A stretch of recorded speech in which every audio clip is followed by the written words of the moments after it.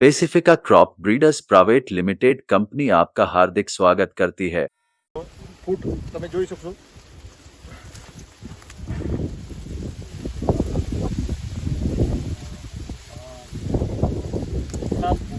હા, ફૂટ સારી છે।